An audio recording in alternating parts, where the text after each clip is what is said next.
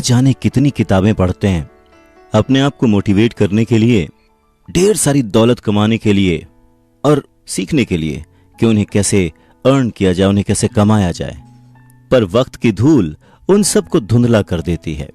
नमस्कार, मैं हूं अवधेश श्रीवास्तव और आज हम एक ऐसे राइटर की किताब के बारे में बात करने जा रहे हैं जो कि कहते हैं, जो कि ये दावा करते हैं कि वो 5 मिनट में बता सकते हैं कि आपके फ्यूचर में आप कितनी दौलत के मालिक होंगे। तो आज की चर्चा का विषय है secret of the Millionaire mind, जिसे लिखा है टी हाफ एकर ने।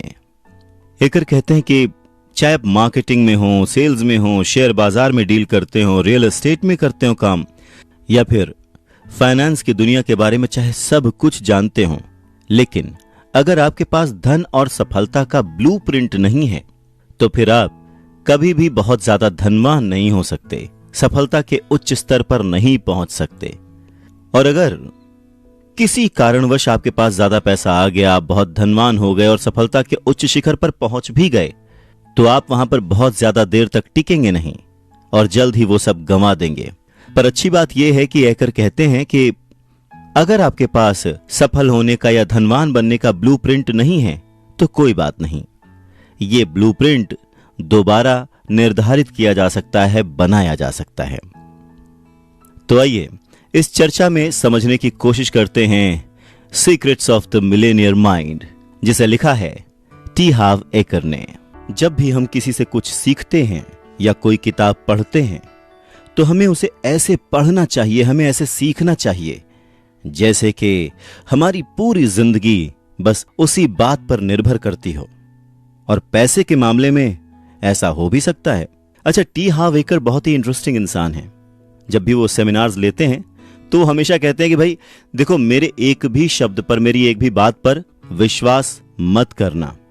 मैं क्या कहता हूं, मैं क्या समझाता हूं, वो सब मेरी अपनी जर्नी है, मेरे अपने अनुभव हैं जिन्हें मैं आपसे शेयर करता हूं। मैं जो कुछ भी कहता हूं वो सिर्फ मेरे अनुभव हैं। वो अपने आप में न सच हैं, न झूठ हैं, न सही हैं, न गलत हैं।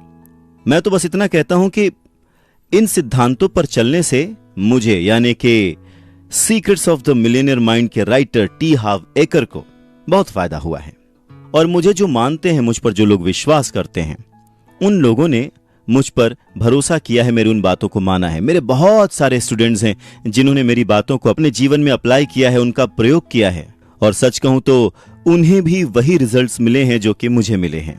तो मैं फिर से आपसे एक बार कहूंगा कि जो भी शब्द मैं कहूं, जो भी बातें मैं कहूं, उन पर भरोसा मत करिएगा। अपना विवेक, अपनी सोच समझ और दिमाग जरूर अप्लाई करिएगा, उन्हें समझिएगा, ताकि जो सिद्धांत मेरे लिए कारगर हुए हैं वो आपके लिए भी उतने ही कारगर हों।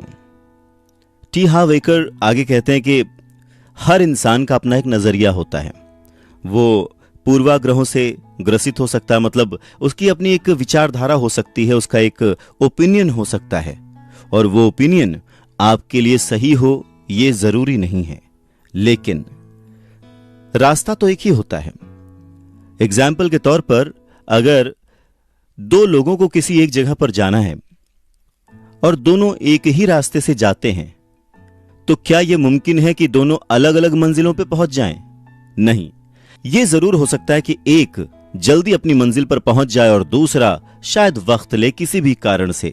उसकी देरी की वजह कुछ भी हो सकती है, उसका आलस्य, उसका इग्नोरेंस, कुछ भी, लेकिन अगर रास्ता एक है, मंजिल एक है, तो जो भी उस राह पर चलेगा वो उसी मंजिल तक पहुंचेगा। ठीक यही विचार पैसों के मामले में टी हाफ एकर का है। वो कहते हैं कि हर चीज का, हर काम का एक ब्लूप्रिंट होता है, और अगर वो ब्लूप्रिंट सही से समझा जाए और उस पर एज इट इज अमल किया जाए, उसे एज इट इज फॉलो किया जाए, तो मंजिल भी एज इट इज ही मिलेगी, जो कि बहुत सारे लोगों को ऑलरेडी मिल चुकी है। आपने कई दूसरी किताबें भी देखी होंगी, सीडीज सुनी होंगी, टेप सुने होंगे, पर हुआ क्या? आपने वो सारी बातें सीखी और भूल गए।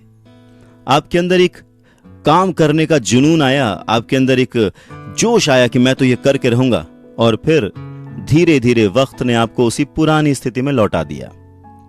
तो एकर कहते हैं कि अगर हम अपने अवचेतन मन को यानी अपने सबकॉन्शियस माइंड को एक वित्तीय ब्लूप्रिंट समझा पाएं, उसे वो वित्तीय ब्लूप्रिंट यानी कि फाइनेंशियल ब्लूप्रिंट जो है समझा पाएं, तो कुछ भी अचीव करना पॉसिबल है। क्योंकि अगर आपने अपने सबकॉन्शियस माइंड को ये नहीं समझाया, ये नहीं सिखाया कि सक्सेस कैसे मिलती है, या कोई भी काम जो अचीव करना चाहते हैं अगर आपने उसे अपने सबकॉन्शियस माइंड को नहीं समझाया, तो फिर आप चाहे जितना भी सीख लें, जितना भी जान लें, जितना भी पढ़ लें, चाहे जो कुछ कर लें, किसी भी चीज से ज्यादा फर्क नहीं पड़ने वाला। तो सबसे पहले अपने सबकॉन्शियस माइंड को, अपने अवचेतन मन को ब्लूप्रिंट समझाने की आदत डालें। जो भी आप अचीव करना चाहते हैं, धनवान बनने के मामले में फाइनेंशियल ब्लूप्रिंट एक बहुत बड़ा तरीका है सबसे अमीर बनने। तो अगर आप सफल बनना चाहते हैं, धनवान बनना चाहते हैं, तो सफलता का ब्लूप्रिंट, फाइनेंशियल ब्लूप्रिंट अपने सबकॉन्शियस माइंड में रख लीजिए। इसी बात को एक्सप्लेन करते हुए एकर कहते हैं कि कितने लोग ये रहस्य जानते हैं कि कुछ लोगों का अमीर बनना और बाकियों का गरीब बने रहना क्यों तय है? तो जो उनकी किताब है secrets of the Millionaire mind, उसमें वो कहते हैं कि आपको सफलता, वित्तीय सफलता के जो रीजंस हैं वो समझ में आएंगे। क्योंकि अगर आप समझ गए तो उसके बाद आप अपना बेहतर फ्यूचर बना सकते हैं। दूसरा, वो कहते हैं कि किसी भी चीज की नींव हमारे बचपन में ही शुरू हो जाती है। बचपन में हम पर पड़े प्रभाव किस तरह से हमारा फाइनेंशियल ब्लूप्रिंट तैयार करते हैं और हमें सफल या असफल बनाते हैं, ये भी बहुत इंपॉर्टेंट है। तो हमें वो भी समझना जरूरी है। और सबसे बड़ी बात, एकर कहते हैं कि ये सारा खेल सोच का है, ये सारा खेल प्लान का है। अगर आप एक ब्लूप्रिंट यानी एक प्लान फॉलो करते हैं, जिस प्लान पर चलकर एक आदमी धनवान बना है, तो सेम प्लान अगर आप फॉलो करेंगे तो आप भी निश्चित रूप से कहीं ना कहीं उस मंजिल तक पहुंच ही जाएंगे। सवाल टी हावेकर खुद के लिए भी कहते हैं। वो कहते हैं कि मेरा एक्सपीरियंस क्या है, मैं कौन हूं, मैं कहां से आ रहा हूं, और क्या मैं जो ये सक्सेस का ज्ञान दे रहा हूं, क्या मैं हमेशा से ही इतना सक्सेसफुल था? हर आम इंसान की तरह उन्हें खुद में भी पोटेंशियल नजर आता था, पर वही रिजल्ट नहीं थे क्योंकि वो सक्सेसफुल नहीं थे। उन्होंने दुनिया की तमाम किताबें पढ़ डाली, टेप सुन डाले, सेमिनार्स में गए, ज्यादा कुछ नहीं हुआ। पर इससे एक सबसे अच्छी बात जो हुई वो ये थी कि इससे उनका सक्सेस के बारे में और फाइनेंशियल स्टेटस के बारे में नजरिया बदलता गया, बढ़ता गया, इवॉल्व होता गया। उन्हें ये समझ में आने लगा कि आखिर उनका वो जो जुनून है वो किस चीज के लिए है। हालांकि कभी कभी वो बीच में कंफ्यूज होते थे कि आखिर वो करना क्या चाहते हैं, बनना क्या चाहते हैं। पर जैसे जैसे वो तरह तरह की किताबों से मुखातिब हुए, लोगों से मिले, सेमिनार्स में गए, हर वो चीज की जो उन्हें अमीर बना सकती है, वैसे वैसे उनका नजरिया बदलता गया, अच्छा होता गया। वो खुद को ज्यादा समझने लग गए। वो कहते हैं कि उनके शुरुआती दिनों में उन्हें समझ नहीं आता था कि आखिर वो क्या चाहते हैं। क्या वो पैसे कमाना चाहते हैं, क्या वो आजाद होना चाहते हैं, या फिर अपने नाम को सबके सामने जो फेमस करने की भूख है शायद ये वो है, या फिर अपने मम्मी पापा की नजरों में अपने आप को एक काबिल बेटा दिखाना चाहते हैं। उन्हें समझ नहीं आ रहा था। पर जैसे जैसे उन्होंने इस जर्नी में अपने कदम आगे बढ़ाए, उन्हें एक्सपीरियंसेस मिलते गए। 20 साल की उम्र में उन्होंने कई सारे बिजनेसेस शुरू किए, पर रिजल्ट वही था। सिचुएशंस ऐसी बनी कि उनकी हालत खराब होने लग गई। उन्होंने बहुत मेहनत की पर पैसे नहीं थे।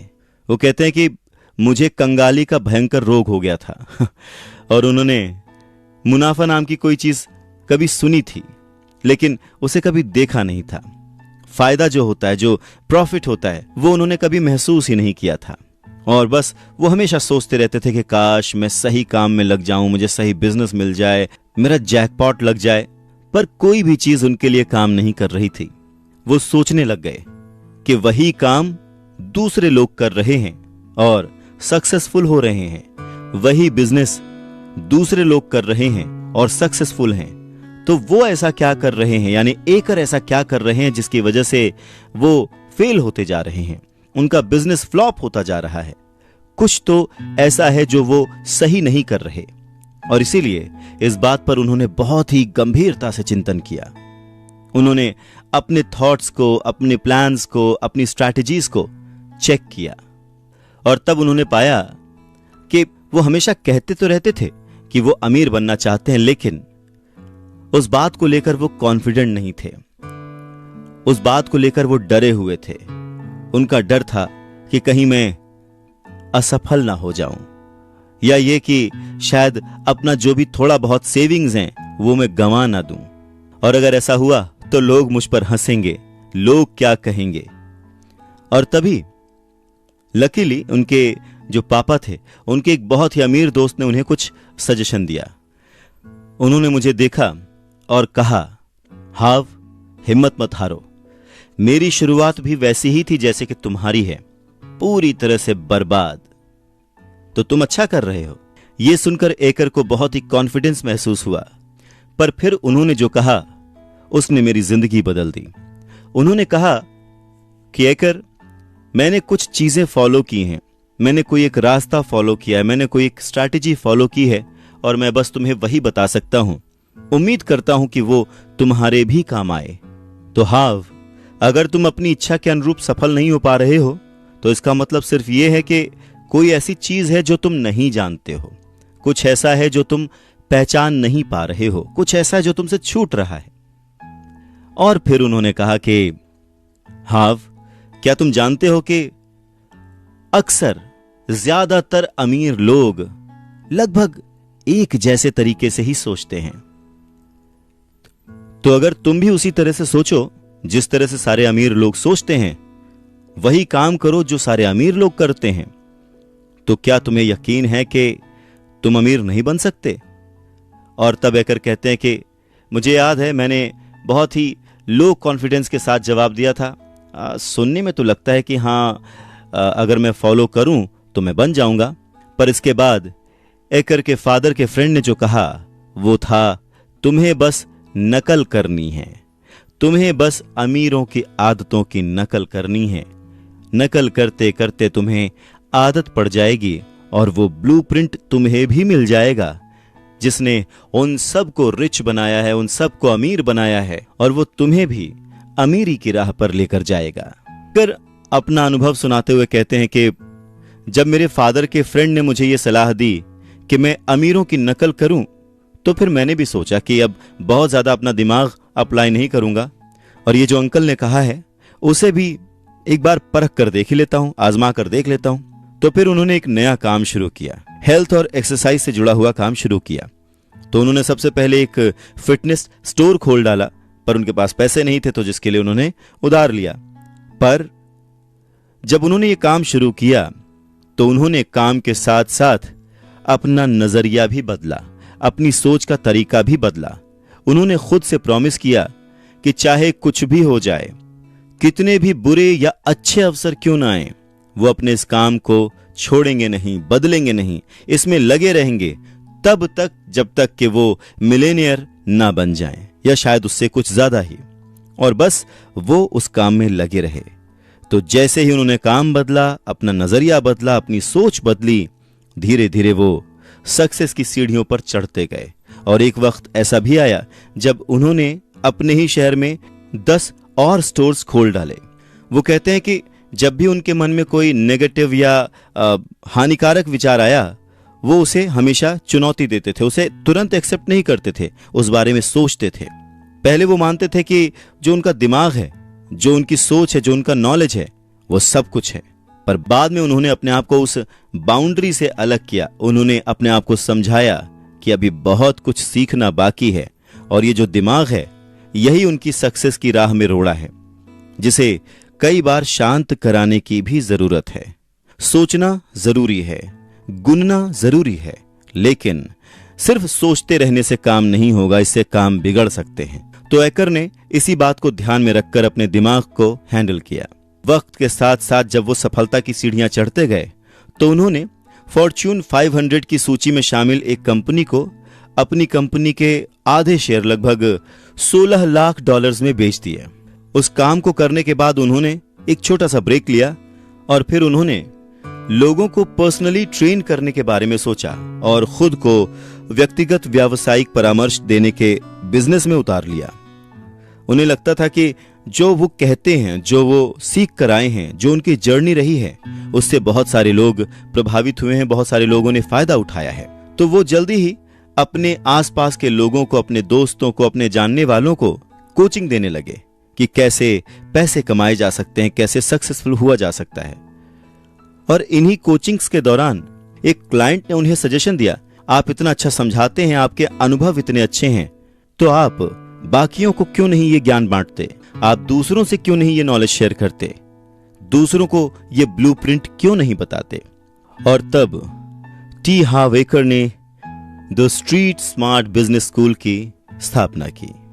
इस जर्नी में एकर ने कहा कि एक बहुत ही इंटरेस्टिंग बात उनकी नजर में आई, वो ये थी कि जब वो सेमिनार्स लेते थे, जब वो क्लासेस में पढ़ाते थे, तो सारे लोग सेम बात उनसे सुनते थे, एक ही ब्लूप्रिंट वो सभी के साथ शेयर करते थे, लेकिन उनमें से कोई रॉकेट की तरह सक्सेसफुल हो जाता था और कोई बैठा रह जाता था। तो आखिर इसका कारण क्या है? इसका कारण था एक्सेप्टेंस। यानी कि आपके पास बढ़िया से बढ़िया औजार हो, बढ़िया से बढ़िया हथियार हो, लेकिन अगर आपके अंदर फाइटिंग स्पिरिट नहीं है, फाइटिंग स्किल्स नहीं आती हैं आपको, तो फिर वो हथियार किसी काम के नहीं है। और बस इसी ऑब्जर्वेशन को देखते हुए एकर ने एक नया प्लान सोचा। उन्होंने अपने स्टूडेंट्स की सोच को उनकी काबिलियत से मिलाने के लिए कोशिश करना शुरू कर दिया।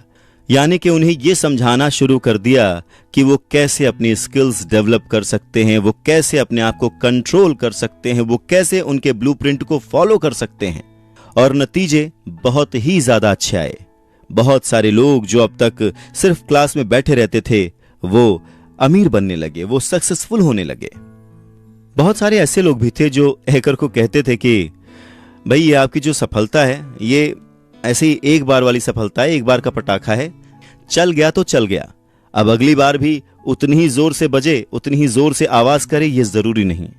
तो हैकर कहते हैं कि वो जो सिद्धांत फॉलो करते हैं, वो जो ब्लूप्रिंट फॉलो करते हैं, उसका इस्तेमाल करके उन्होंने बहुत सारे पैसे कमाए। और वैसा ही बहुत सारे दूसरे लोगों ने भी किया। वो कहते हैं कि बहुत सारे लोग उन्हें पारस पत्थर के नाम से भी बुलाने लग गए हैं। पारस पत्थर वो होता है जो कि जिस भी मेटल से छुआ दो उसे सोने में बदल देता है। तो यहां पर एकर को बहुत सारे लोग पारस पत्थर बुलाने लगे। और एकर कहते हैं कि वो पारस पत्थर दरअसल मैं नहीं, मेरे दिमाग में फिक्स्ड वो फाइनेंशियल ब्लूप्रिंट है जिसे मैं हर बार फॉलो करता हूं और हर बार सक्सेसफुल होता हूं। और वही बात मैं अपने जानने वालों से, अपने स्टूडेंट्स से शेयर करता हूं, उन लोगों से शेयर करता हूं जो मुझे फॉलो करते हैं। दुनिया में, हमारी जिंदगी में हर चीज के दो पहलू होते हैं, हर सिक्के के दो पहलू होते हैं। ऐसा पॉसिबल ही नहीं है कि एक पहलू के साथ कोई चीज बनी हो। एकर कहते हैं कि हम जिस दुनिया में रहते हैं वहां पर हर चीज के दो पहलू हैं। ऊपर है तो ही नीचे है, रोशनी है तो अंधेरा भी है, गर्मी है तो ठंडक है, अगर हम अंदर हैं तो बाहर भी है, तेज है धीमा है, दायां है तो बायां है। और ऐसे हजारों एग्जाम्पल्स दिए जा सकते हैं। क्या एक के बिना दूसरे का अस्तित्व है? अगर बाईं तरफ नहीं है तो क्या जो दाईं तरफ हम कहते हैं, क्या वो होना संभव है? तो पैसे के मामले में भी यही निष्कर्ष निकलता है कि जिस तरह से पैसे का, धन का बाहरी नियम होता है, उसे कैसे कमाया जाए, उसी तरह से उसके कुछ अंदरूनी नियम भी तो होने चाहिए। अब बाहरी नियम क्या हैं? वो हो सकते हैं कि आपका प्रैक्टिकल नॉलेज, आप उसे कैसे मैनेज करते हैं, उसे किस टेक्निक से इन्वेस्ट करते हैं, वगैरह वगैरह, जो कि बहुत जरूरी हैं। लेकिन जो अंदर का खेल है, यानी जो अंदर के रूल्स हैं, वो भी उतने ही इंपॉर्टेंट हैं। एक छोटा सा एग्जाम्पल कि अगर आप एक कारपेंटर को देखें जो कि बहुत ही अच्छे दरवाजे बनाता है, बहुत अच्छे बेड बनाता है, उसके पास बहुत सारे औजार हैं, लेकिन क्या सिर्फ उन औजारों के होने की वजह से वो अच्छा कारपेंटर है? नहीं, वो अच्छा कारपेंटर इसलिए है क्योंकि वो बहुत ही स्किलफुल है, उसे अपने काम की जानकारी है, उसे पता है कि किस तरह से किस चीज को काटना है और शेप देना है। अच्छे औजार उसे ऐसा करने में मदद करते हैं, पर क्या वो औजार खुद ब खुद उस कारपेंटर को हेल्प करते हैं? नहीं। उन औजारों को इस्तेमाल करने के लिए उस कारपेंटर की सोच सबसे ज्यादा इंपॉर्टेंट रोल अदा करती है। उसका अंदरूनी पहलू, उसका अंदरूनी नॉलेज उसे हेल्प करता है। आपने अक्सर सुना होगा कि सही समय पर सही जगह पर होना जरूरी है, लेकिन एकर कहते हैं कि ऐसा नहीं है। सही समय पर सही जगह पर होना ही काफी नहीं है, आपको सही समय और सही जगह पर सही व्यक्ति बनना होगा, यानी कि इस लायक बनना पड़ेगा कि जब आप सही समय और सही जगह पर हों तो आप उसका फायदा उठा सकें। तो फिर सोचिए कि आप कौन हैं, आप किस तरह से सोचते हैं, आपके थॉट्स क्या हैं, धारणाएं क्या हैं, आपकी आदतें क्या हैं, आपकी खूबियां क्या हैं, क्वालिटीज क्या हैं, और आप अपने बारे में सचमुच कैसा महसूस करते हैं, आप कैसा फील करते हैं, आपको खुद पर कितना कॉन्फिडेंस है, आप दूसरों के साथ कैसा रिलेशन मेंटेन करते हैं, दूसरों को आप पर कितना भरोसा है। जब आप प्रेशर में होते हैं, परेशान होते हैं, तब आप कैसा काम करते हैं, क्या आप जब अच्छे मूड में होते हैं तभी काम करते हैं, और सबसे जरूरी बात कि जब आप पैसे को देखते हैं, किसी काम से अपने आप को जोड़ते हैं, तो क्या आप ये फील करते हैं कि आप डिजर्व करते हैं उस काम को, उस पैसे को। अगर इन सारे सवालों के जवाब पॉजिटिव हैं, इन सारे सवालों से जुड़ी क्वालिटीज आपके अंदर हैं, तो ऐसा कोई रीजन ही नहीं है कि आप आगे ना बढ़ सकें। एकर कहते हैं कि आपका कैरेक्टर, आपका थॉट प्रोसेस और आपका कॉन्फिडेंस आपकी सक्सेस के लेवल को, आपकी सफलता के स्तर को डिसाइड करता है और बहुत बड़ी भूमिका निभाता है। तो एकर के हिसाब से पैसे का पहला सिद्धांत यह है, तो एकर का पैसे का सिद्धांत यह है कि आपकी आमदनी सिर्फ उसी हद तक बढ़ सकती है जिस हद तक आप बढ़ते हैं। इस बात को ऐसे समझा जा सकता है कि अगर आप किसी ऑफिस के प्यून हैं तो जाहिर सी बात है आप अपने बॉस से ज्यादा अमीर नहीं हो सकते। बॉस से ज्यादा अमीर होने के लिए आपको बॉस का बॉस बनना पड़ेगा। बॉस के बराबर अमीर बनने के लिए आपको बॉस की जगह पर पहुंचना पड़ेगा। प्यून रहकर आप बॉस की तरह अमीर नहीं हो सकते। प्यून की सैलरी पाकर आप अपने बॉस से ज्यादा अमीर नहीं हो सकते। अपनी बात को आगे बढ़ाते हुए एकर कहते हैं कि आपका जो धन का ब्लूप्रिंट है वो इतना इंपॉर्टेंट क्यों है। क्या आपने उन लोगों के बारे में सुना है जिन्होंने खुद को फाइनेंशियली बर्बाद कर डाला है? क्या आपने इस बात पर गौर किया है कि कुछ लोगों के पास बहुत सारा पैसा आ जाता है पर वो उनके पास रुकता नहीं है, वो उसे गंवा देते हैं। या ऐसे बहुत सारे लोग हैं जिनके पास बहुत ही अच्छे मौके आते हैं लेकिन वो उसका फायदा नहीं उठा पाते। तो क्या आप असली वजह जानते हैं?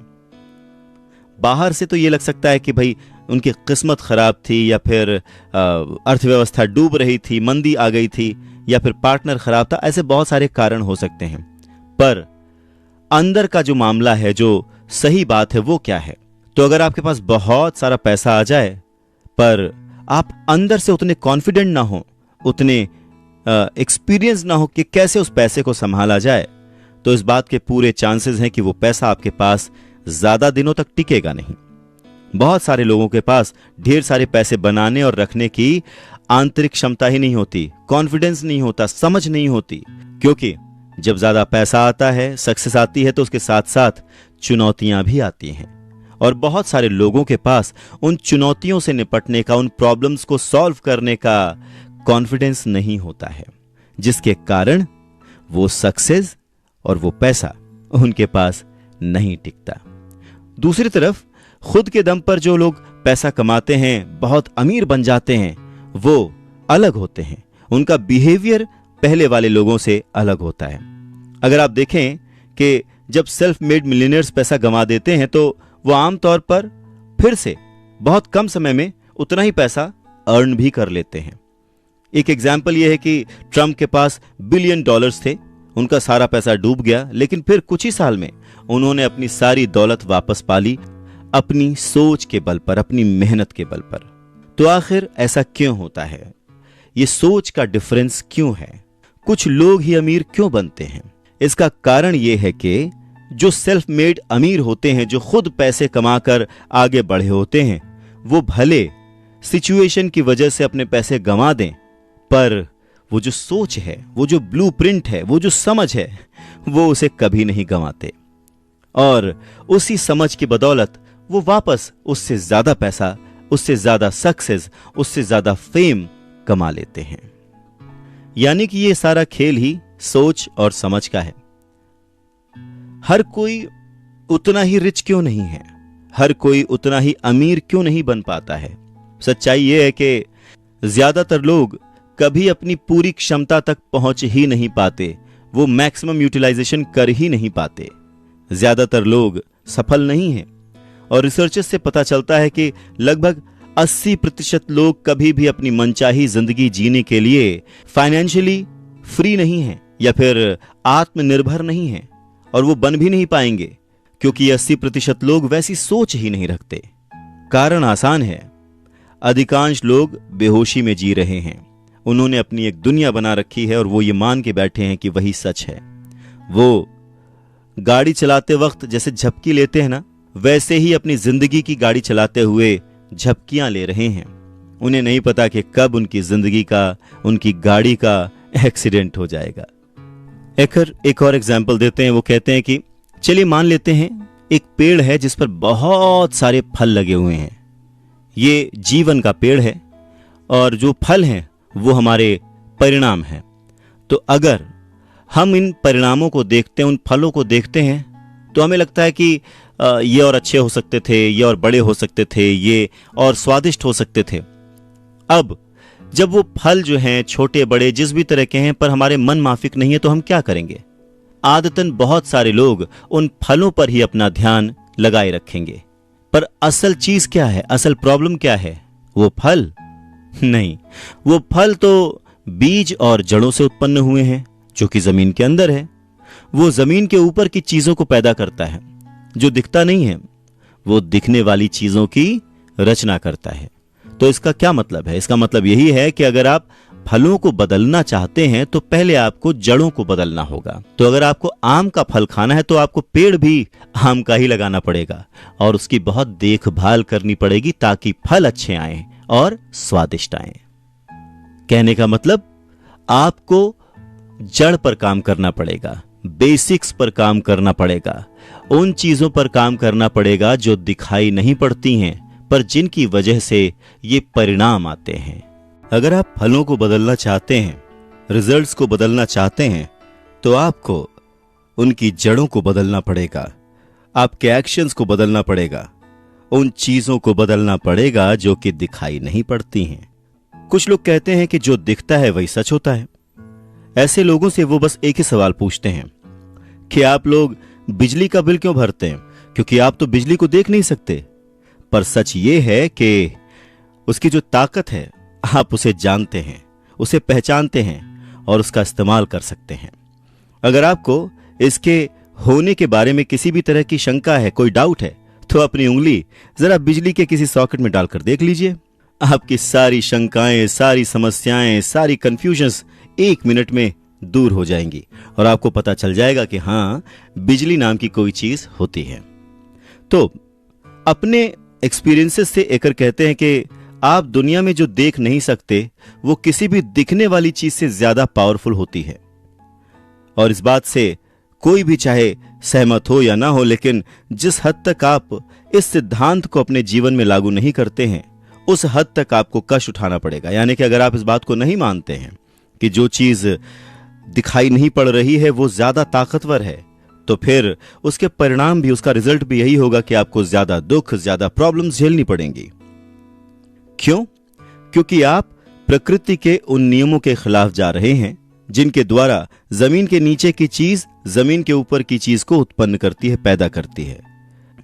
यानी कि वो ना दिखने वाली चीज ही इन दिखने वाली चीजों को बनाती है। इंसान नेचर के ऊपर नहीं है, प्रकृति से बड़ा नहीं हो सकता, उसका एक हिस्सा है। इसका मतलब यह है कि जब हम नेचर के नियमों के अनुरूप चलते हैं और अपनी जड़ों यानी कि अपने अंदर के संसार पर काम करते हैं तो हमारे जीवन का प्रवाह अच्छा रहता है, हमारे बाहर का काम अच्छा होता है।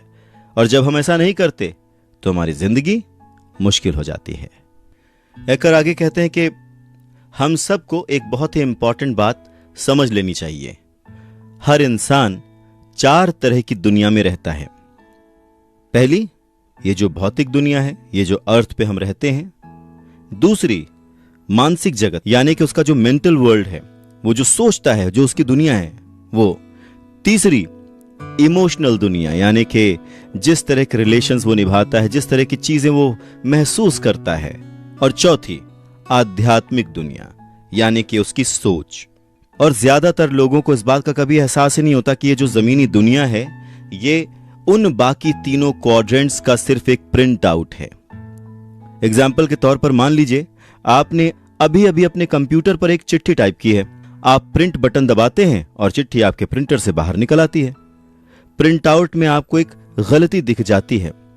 आप उस पेपर पर वो गलती जो है उसे करेक्ट कर देते हैं और फिर से दोबारा प्रिंट बटन दबाते हैं, पर दोबारा फिर उसी गलती के साथ एक और चिट्ठी निकल आती है।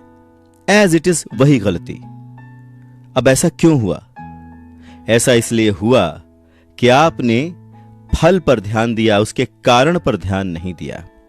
यहां पर हुआ ये कि समस्या प्रिंट आउट में नहीं है, प्रॉब्लम उस लेटर में है जो आपने कंप्यूटर पर लिखा है और जो उसका सोर्स है, जो उसकी जड़ है, जिससे आप प्रिंट आउट दे रहे हैं।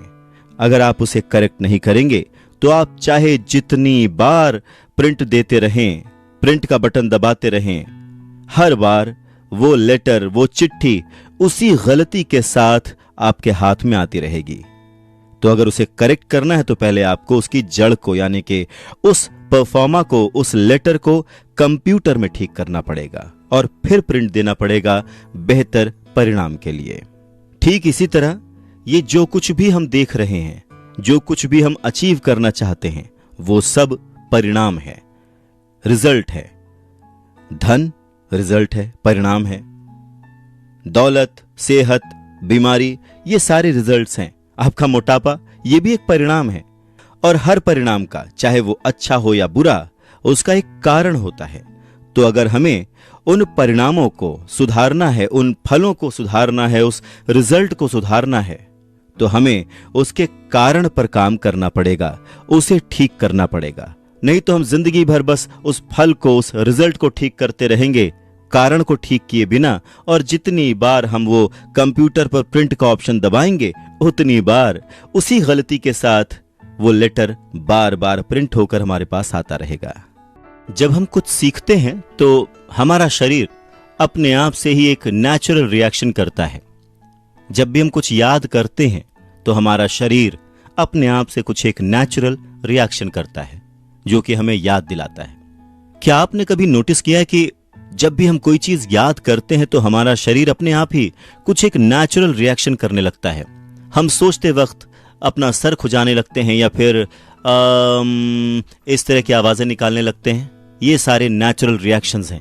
ये हमारे शरीर का मैकेनिज्म है उस चीज को याद करने का।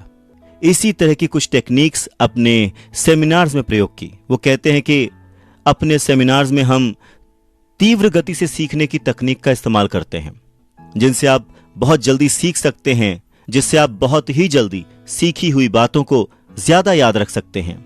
और इसका की है इन्वॉल्वमेंट, जुड़ाव, यानी किसी चीज को आप कितने मन से सीखते हैं।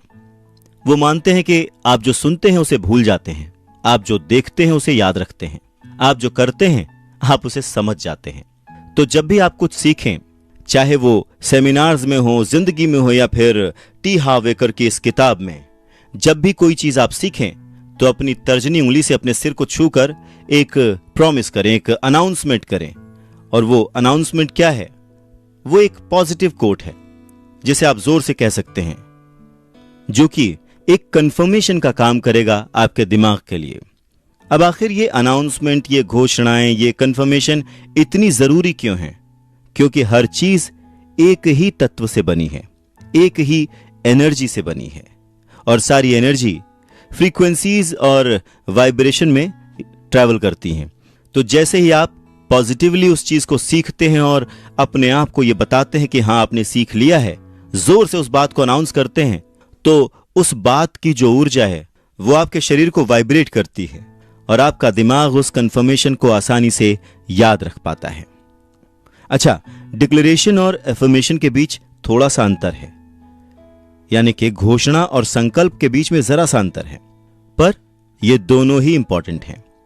संकल्प यानी कि एफर्मेशन की जो डेफिनेशन है वो ये है कि एक सकारात्मक कथन, एक पॉजिटिव बात जो ये दावा करती है कि जिस लक्ष्य को आप हासिल करना चाहते हैं वो पहले से ही हासिल हो चुका है, मतलब आपके पास वो है, आपको सिर्फ उसे अचीव करना है। और दूसरी ओर जो डिक्लेरेशन है, जो घोषणा है, उसकी मीनिंग यह है कि आप किसी खास काम को करने या किसी खास गोल को पाने का पक्का इरादा कर रहे हैं।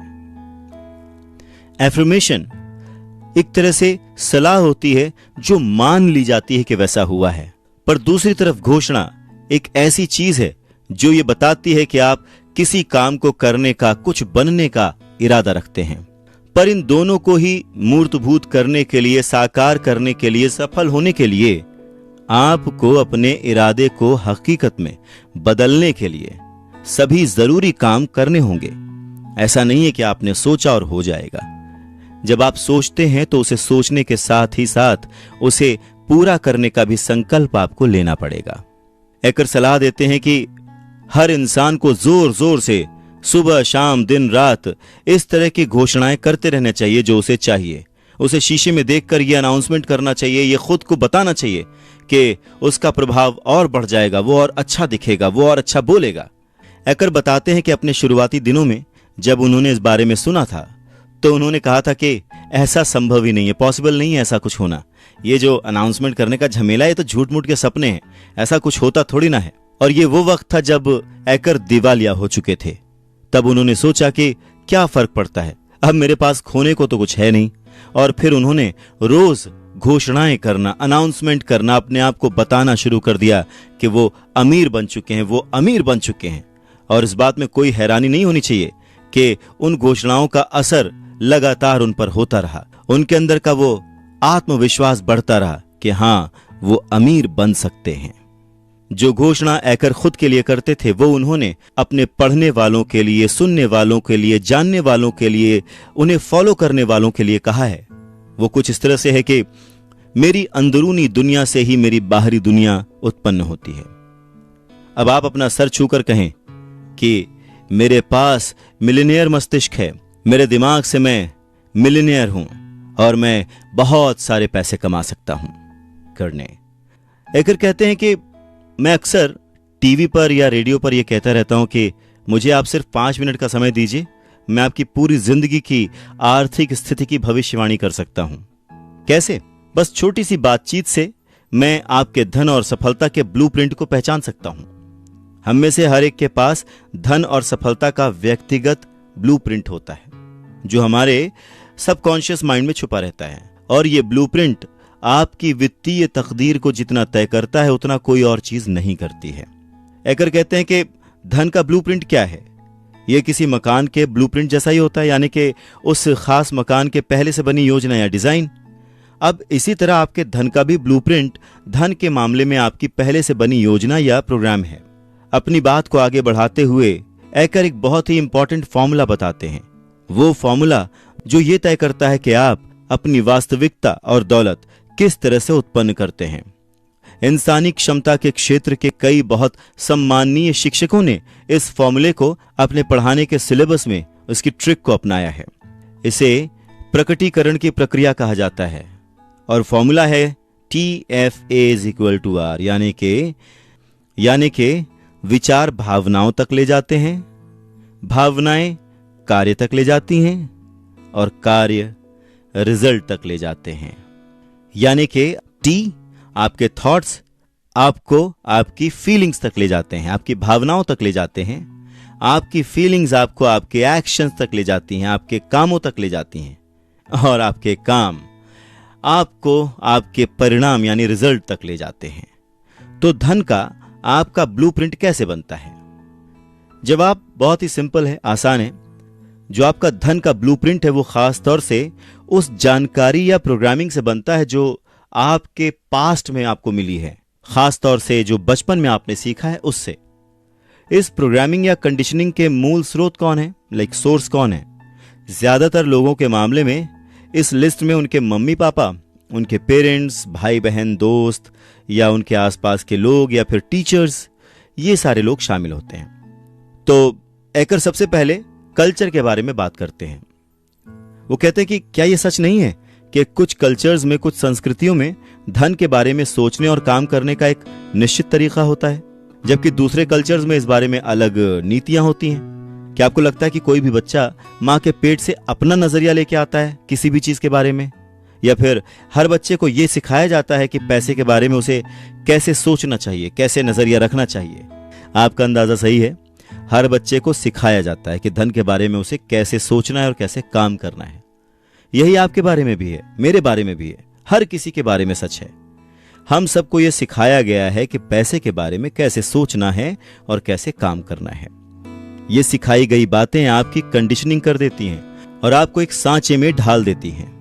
ये आपका ऑटोमेटिक रिएक्शन बन जाती हैं जो जिंदगी भर चलती हैं। जाहिर है ये तब तक होता है जब तक कि आप अपने आप से इसे करेक्ट ना करें, अपने दिमाग को इसके लिए ट्रेन ना करें। तो हमें सबसे पहले ये याद रखना होगा कि हमारे थॉट्स हमें हमारी फीलिंग्स तक ले जाते हैं, फीलिंग्स हमें काम तक ले जाती है और काम हमें हमारे रिजल्ट यानी परिणाम तक ले जाते हैं। पर सवाल यह है कि ये जो थॉट है, जो सबसे पहला स्टेप है थॉट, ये आता कहां से है? आप दूसरे व्यक्ति से, दूसरे इंसान से अलग क्यों सोचते हैं? उस जैसा ही क्यों नहीं सोचते? दरअसल ये जो विचार हैं, ये जो थॉट्स हैं, ये आपके पुरानी फाइल्स हैं, यानी बचपन की फाइल्स हैं जो आप देखते आ रहे हैं, सीखते आ रहे हैं। आप जो जर्नी करते हुए आ रहे हैं उसी हिसाब से आपने अपने विचार बना रखे हैं। ये सच है, आपके अतीत की कंडीशनिंग आपके दिमाग में आने वाले हर विचार को तय करती है। इसलिए अक्सर इसे कंडीशन्ड माइंड कहा जाता है। तो बस इसी समझ के आधार पर हम एक बार फिर से प्रकटीकरण की प्रक्रिया को समझते हैं। PTFA = R। अब ये PTFA क्या है और R क्या है? तो P स्टैंड्स फॉर प्रोग्रामिंग, जो कि आपके विचारों यानी T को, थॉट्स को उत्पन्न करती है, और आपके विचार आपकी भावनाओं यानी कि F को, यानी कि फीलिंग्स को उत्पन्न करते हैं, और आपकी भावनाएं आपके कामों, एक्शंस को, A को उत्पन्न करती है, PTFA। और उसके बाद इन सब के एमैल्गमेशन से, इन सब के मिलने से जो परिणाम आता है, रिजल्ट आता है, वो उत्पन्न होता है। इसीलिए पर्सनल कंप्यूटर की ही तरह आप भी अपनी प्रोग्रामिंग बदलकर अपने रिजल्ट्स को बदल सकते हैं। अब हमारी कंडीशनिंग किस तरह होती है? हम अपनी लाइफ के हर फील्ड में जिसमें पैसा शामिल है, 3 मूल तरीकों से कंडीशनड होते हैं। पहला, शाब्दिक प्रोग्रामिंग, यानी कि आपने बचपन में क्या सुना था, पैसे के बारे में आपने बचपन में अपने आसपास क्या सुना था। दूसरा, मॉडलिंग, यानी कि उसको फॉलो करना, अनुसरण करना, यानी कि आपने बचपन में क्या देखा था। और तीसरा, सबसे इंपॉर्टेंट, कि आपने अपने बचपन में क्या अनुभव किया था। कहते हैं कि अगर आप किसी इंसान से लड़ाई कर लें, वो शायद उसे भूल जाएगा, लेकिन अगर आपने उस इंसान को बुरा फील कराया है तो वो उसे कभी नहीं भूलता। हम इंसानों की प्रोग्रामिंग ही ऐसी होती है कि हम क्या फील करते हैं, हम क्या अनुभव करते हैं, हम उसे भूल नहीं पाते। तो कंडीशनिंग के इन 3 पहलुओं को समझना बहुत जरूरी है, क्योंकि सही कंडीशनिंग हमें बहुत आगे ले जा सकती है। तो पैसे और सक्सेस के लिए हमें खुद को सही तरीके से कंडीशन कैसे करना है? सबसे पहला, शाब्दिक प्रोग्रामिंग, यानी कि हमने अपने बचपन में क्या सुना। जरा याद करने की कोशिश करिए कि जब आप बड़े हो रहे थे तो आपने पैसे से जुड़े हुए, दौलत से जुड़े हुए और अमीर लोगों के बारे में क्या क्या बातें सुनी थी।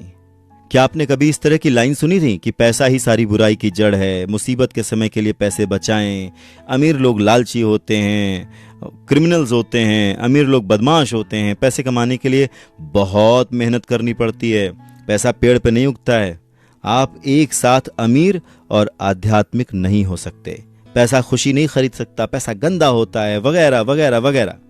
अमीर ज्यादा अमीर बनते जाते हैं और गरीब ज्यादा गरीब। पैसा हम जैसे लोगों के लिए नहीं है, हर कोई अमीर नहीं बन सकता, पैसा कभी पूरा नहीं पड़ता, और सबसे इंपॉर्टेंट है कि हम इसका खर्च ही नहीं उठा सकते। हैकर अपना एग्जाम्पल देते हुए कहते हैं कि जब वो छोटे थे और अपने पिताजी से पैसे मांगते थे तो वो अक्सर चिल्ला पड़ते थे। वो कहते थे, मैं किस चीज से बना हूं, पैसे से?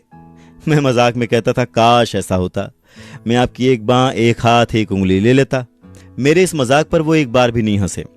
असली मुद्दा यही है, आपने पैसे के बारे में बचपन में जो भी सुना है वो सब आपके अवचेतन मस्तिष्क यानी के सबकॉन्शियस माइंड के उस ब्लूप्रिंट में रहता है जो आपके वित्तीय जीवन को चला रहा है। शाब्दिक कंडीशनिंग बहुत ही शक्तिशाली होती है। एग्जाम्पल के तौर पर एक इंसिडेंट शेयर करते हैं। कहते हैं कि एक बार मेरा 3 साल का बेटा जेस भागता हुआ मेरे पास आया और रोमांचित स्वर में बोला कि डैडी, हम निंजा टर्टल मूवी देखने चलते हैं, ये पास में ही चल रही है। मुझे सपने में भी अंदाजा नहीं था कि इतने छोटे बच्चे को भूगोल का इतना ज्ञान कैसे हो सकता है। कुछ घंटे बाद मुझे टीवी विज्ञापन में जवाब मिल गया, जिसमें फिल्म के विज्ञापन के नीचे ये लाइन लिखी थी, अब आपके करीबी थिएटर में चल रही है। शाब्दिक कंडीशनिंग की शक्ति की एक और मिसाल देते हुए एकर अपने सेमिनार्स में आने वाले स्टीफन का एग्जाम्पल देते हैं। वो कहते हैं कि स्टीफन को पैसे कमाने में कोई प्रॉब्लम नहीं थी, पर वो उसे रोककर बचाकर रख नहीं पाता था। तो जिस वक्त स्टीफन ने कोर्स ज्वाइन किया, वो हर साल लगभग $8 लाख कमा रहा था और पिछले 9 सालों से इतना ही कमा रहा था। लेकिन इसके बाद भी उसका खर्च खींच तान कर चलता था। किसी ना किसी तरह वो अपने पैसे को खर्च करने, उधार देने या गलत निवेश करके गंवा देने में कामयाब हो जाता था। कारण चाहे जो हो, पर उसकी कुल जमा पूंजी 0 थी। स्टीफन ने एकर को बताया कि उसके बचपन में उसकी मां अक्सर कहती थी, अमीर लोग लालची होते हैं, वो गरीबों की खून पसीने की कमाई हड़प कर दौलतमंद बनते हैं। इंसान के पास काम चलाने लायक पैसा ही होना चाहिए, उसके बाद अगर आप पैसे बचाते हैं तो आपसे बुरा इंसान कोई नहीं। स्टीफन के अवचेतन मन में यानी कि सबकॉन्शियस माइंड में ये सब चल रहा था। ये पता लगाने के लिए रॉकेट साइंटिस्ट होने की जरूरत नहीं है, क्योंकि इसमें कोई हैरानी की बात ही नहीं है कि उसके पास पैसे क्यों नहीं बचते थे। उसकी मां ने शाब्दिक कंडीशनिंग करके उसे यह विश्वास दिला दिया था कि अमीर लोग लालची होते हैं। इसीलिए उसके मस्तिष्क ने अमीर बनने को लालची होने के साथ जोड़ दिया। जाहिर है, लालची होना बुरी बात है, और चूंकि वो बुरा नहीं बनना चाहता था, इसीलिए अवचेतन रूप से यानी कि सबकॉन्शियस माइंड ने उसे अमीर नहीं बनने दिया। इसीलिए वो अपने मन के अंदर भी अमीर नहीं बन सका। स्टीफन अपनी मां से बहुत प्यार करता था और उसकी निगाह में वो बुरा नहीं बनना चाहता था। अगर वो अमीर बन जाता, इससे साफ हो जाता कि वो अपनी मां की बातों को नहीं मानता है। वो उसकी मां को पसंद भी नहीं आता, जो अमीरों को लालची मानती थी। तो इसका एक तरीका बस यही था कि जो वो एक्स्ट्रा पैसे कमा रहा है वो किसी तरह से उड़ा दे, खर्च कर दे, नहीं तो उसकी मां उसे बुरा आदमी समझेगी। कुछ लोग सोचते होंगे कि अगर अमीर बनने का ऑप्शन मिले तो कौन नहीं अमीर बनना चाहेगा। लेकिन जो हमने बचपन से सीखा होता है, जो हमारे दिमाग में बचपन से एक प्रिंट हुआ होता है, हम उसे छोड़ नहीं पाते और हम उससे खुद को अलग भी नहीं कर सकते। तो कहने का मतलब यह कि जब आपके सबकॉन्शियस माइंड को गहरी भावनाओं और तर्क में से किसी एक को चुनना हो, यानी कि मां की सिखाई गई सीख या फिर आज की जो प्रैक्टिकल चीज है, उसमें से किसी एक को चुनने को कहा जाए, तो ऊपरी तौर पर भले आप उस बाहरी चीज को चुन लें, लेकिन अंदर से आप उसे कभी एक्सेप्ट नहीं कर पाएंगे, क्योंकि आपकी कंडीशनिंग बचपन से अलग हुई है और आपके इमोशन और बचपन में सीखी गई बातें, फीलिंग्स, इमोशंस, वो आप पर हमेशा भारी पड़ेंगे। एकर अपनी बात को आगे बढ़ाते हुए कहते हैं कि ब्लूप्रिंट की अच्छी बात यह है कि उसे बदला जा सकता है। जो कुछ भी आपने बचपन से सीखा है उसे बदला जा सकता है, और ऐसा करने के बाद ही जब आपको इमोशनल और प्रैक्टिकल चीजों के बीच में चुनाव करने को कहा जाए तो आप अपना फायदा देखते हुए प्रैक्टिकल चीज चुन पाएंगे। ठीक वैसा ही एकर के स्टूडेंट स्टीफन के साथ हुआ और वो सिर्फ 2 साल में ही खुद को बदलकर एक अमीर आदमी बन गया। मतलब यह कि एक बार फिर आपकी जो अवचेतन कंडीशनिंग है आपकी सोच को तय करती है। आपकी सोच आपके निर्णयों को तय करती है और आपके निर्णय आपके कार्यों को तय करते हैं, जो कि अंत में रिजल्ट देते हैं। यानी कि परिवर्तन के 4 प्रमुख तत्व हैं, जिनमें से हर एक आपके वित्तीय ब्लूप्रिंट यानी कि फाइनेंशियल ब्लूप्रिंट की दोबारा प्रोग्रामिंग के लिए बहुत जरूरी है। और ये तत्व बहुत ही साधारण से हैं पर बहुत ही पावरफुल हैं। परिवर्तन का पहला तत्व है अवेयरनेस, जागरूकता, क्योंकि आप किसी चीज को तब तक नहीं बदल सकते जब तक आपको उसके अस्तित्व का पता ना हो। इसके बाद एकर परिवर्तन के दूसरे तत्व पर आते हैं, दूसरे पॉइंट पर आते हैं, जो है अंडरस्टैंडिंग, कि आपका सोचने का तरीका कैसा है और कहां उत्पन्न हुआ है। यह समझने से आप ये जान पाएंगे कि आपको ऐसे रिजल्ट क्यों मिल रहे हैं। परिवर्तन का तीसरा नियम है अलगाव यानी कि डिसएसोसिएशन। जब आपको एहसास हो जाए कि यह सोचने का तरीका आपका नहीं है, किसी दूसरे का है, तो आप खुद को उससे अलग कर सकते हैं। ये चुनाव कर सकते हैं कि उसे आगे आपको जारी रखना है या छोड़ना है। इसके लिए आपको इस बात पर विचार करना होगा कि आप आज कहां हैं और आने वाले कल में कहां पहुंचना चाहते हैं। आप अपने सोचने के इस तरीके का निरीक्षण करके इसकी हकीकत देख सकते हैं। आप समझ जाते हैं कि ये जो जानकारी की फाइल है, ये ऐसी फाइल है जो आपके दिमाग में बहुत बहुत पहले से किसी और ने रखी हुई थी, और हो सकता है कि उसमें जमा की गई बातें आपके काम की ना हो। परिवर्तन का चौथा तत्व है रिकंडीशनिंग, यानी कि जो आपने अब तक सीखा है उसके बारे में दोबारा सोचना, उनमें से जो बेकार की बातें हैं उस फाइल से हटा देना, और जो जरूरी बातें हैं उन्हें अपने पास रख लेना। अपने आंख नाक कान खुले रखना, जो कि आपको आपकी तरक्की की राह पर ले जाए। हर तरह की बाहरी मदद लेना, चाहे वो बुक्स हों, सेमिनार्स हों, ताकि आप अपनी इस रिकंडीशनिंग को साकार कर पाएं। अपनी बात को आगे बढ़ाते हुए आकर कहते हैं कि अगर आपकी कंडीशनिंग गलत हुई है, आप उसे चेंज करना चाहते हैं, तो क्या करना पड़ेगा? सबसे पहले शाब्दिक प्रोग्रामिंग को ठीक करना होगा। कैसे? जागरूकता।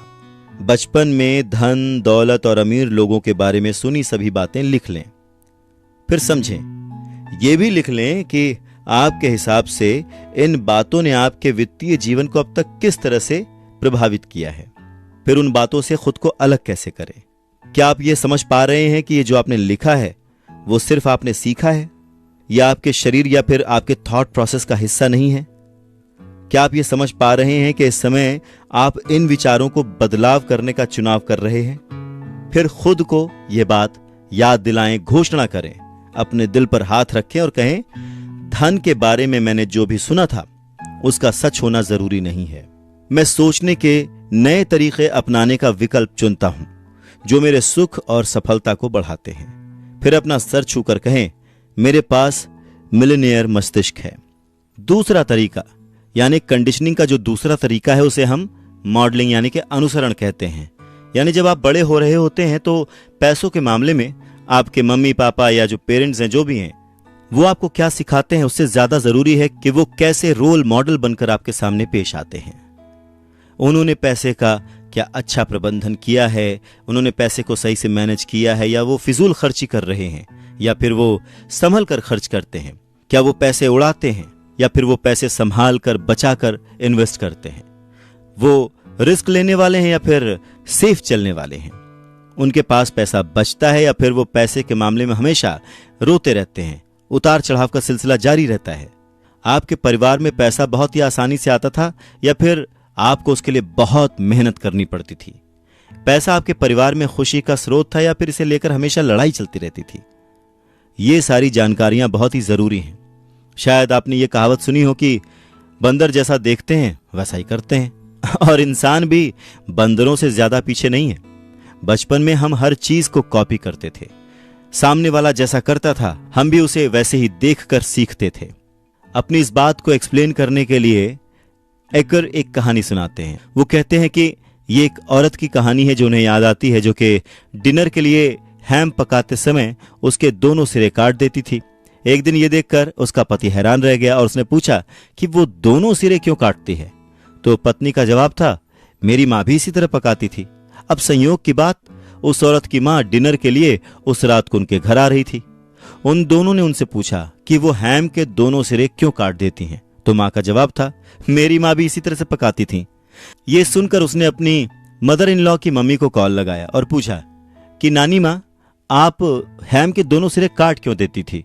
तो नानी का जवाब था, भाई क्योंकि मेरी कड़ाही छोटी थी और वो उसमें पूरा नहीं आता था तो मैं उसको काट देती थी।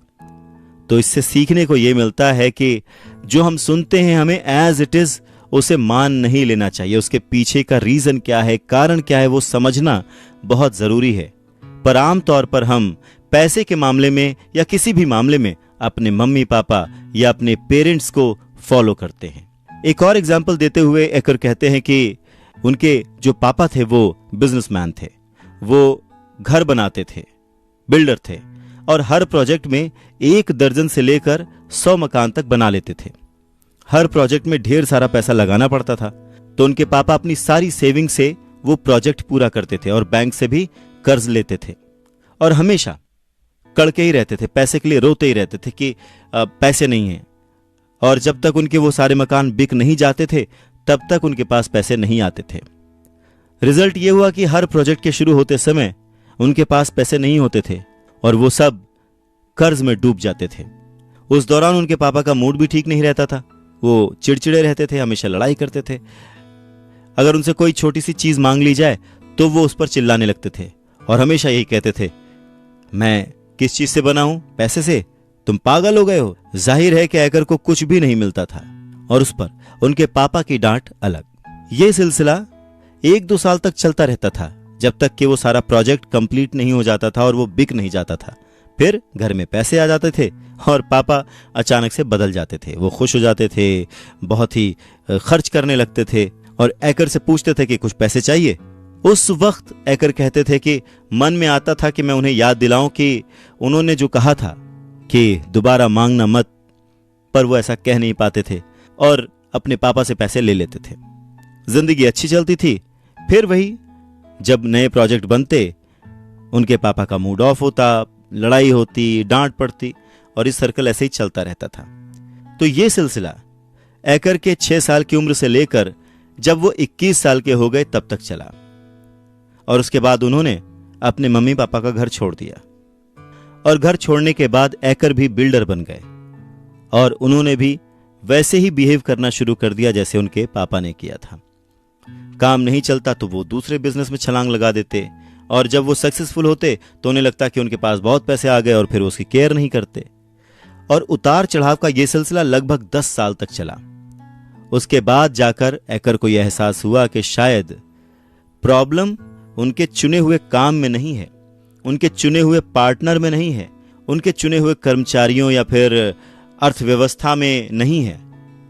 प्रॉब्लम है उनकी सोच में, प्रॉब्लम है उनके काम करने के तरीके में, प्रॉब्लम है उनके काम करने के पैटर्न में। ऐकर कहते हैं कि वक्त के साथ साथ मैंने अपने आप को रिकंडीशन किया और जिंदगी के इस उतार चढ़ाव भरे मॉडल से बाहर निकल पाए और लगातार वही बातें वो अपने सुनने वालों, अपने चाहने वालों को बताते रहते हैं। एक और कहानी सुनाते हुए ऐकर कहते हैं कि ऑरलैंडो फ्लोरिडा में एक सेमिनार था जहां पर सेमिनार के बाद बहुत सारे लोग उनसे ऑटोग्राफ लेने आ रहे थे। तभी एक बहुत ही बुजुर्ग आदमी उनके पास आए और फूट फूट कर रोने लगे। वो बोले कि उनकी उम्र 63 साल की है और वो बहुत लंबे समय से बहुत सारी किताबें पढ़ रहे हैं, बहुत सारे सेमिनार्स में जा रहे हैं और हर एक को बहुत ध्यान से सुनते हैं और उनकी सिखाई हर चीज को आजमाते भी हैं। शेयर बाजार, रियल एस्टेट, हर क्षेत्र में वो अपना पैसा लगा चुके हैं, बहुत सारे बिजनेस कर चुके हैं और उनका काम शुरू तो ठीक से होता है पर अंत लॉस के साथ होता है। वो हमेशा खाली हाथ रह जाते हैं और इतने सालों से वो कुछ नहीं कर पा रहे हैं। और ऐसा कहते कहते वो अचानक से रोने लग गए और फिर उन्होंने कहा कि ऐकर की जो बातें हैं ब्लूप्रिंट से जुड़ी हुई, वो उन्हें जो समझ में आई हैं उससे उन्हें लगता है कि काश 40 साल पहले उन्होंने इस बात को समझा होता, उनके डैडी ने इस बात को समझा होता तो आज उनकी ये दुर्दशा नहीं होती। इस पर ऐकर उन्हें ढांढस बंधाते हुए कहते हैं कि कोई बात नहीं, जो हो गया सो हो गया। इतने सालों में जो आपने सीखा है वो कहीं बर्बाद नहीं गया है, वो तो आपके दिमाग में ही है। उसका इस्तेमाल करें, अपने आप को रिकंडीशन करें और खुश रहें। और कुछ महीनों बाद जब उस बुजुर्ग व्यक्ति की चिट्ठी ऐकर को मिली तो उसमें लिखा था कि उन्होंने वो सब कुछ अचीव कर लिया है जो वो पाना चाहते थे। उन्होंने पिछले कुछ महीनों में इतना धन अर्जित किया है जितना वो कई सालों से सोच रहे थे और इसके लिए वो ऐकर को धन्यवाद कहते हैं। तो अनुसरण की ताकत को समझना बहुत जरूरी है और ये सिर्फ उसे ही समझने की जरूरत नहीं है जिसे पैसे कमाने हैं। अनुसरण की ताकत को समझना हम सभी के लिए जरूरी है। क्योंकि हम अपने बच्चों के रोल मॉडल्स होते हैं और बच्चे वही सीखते हैं जो हम करते हैं। तो अगर हमें अपने बच्चों को, उनके फ्यूचर को ठीक करना है, सिक्योर करना है, तो खुद भी वैसा ही बिहेव करना होगा ताकि बच्चे वही देखें और वही सीखें।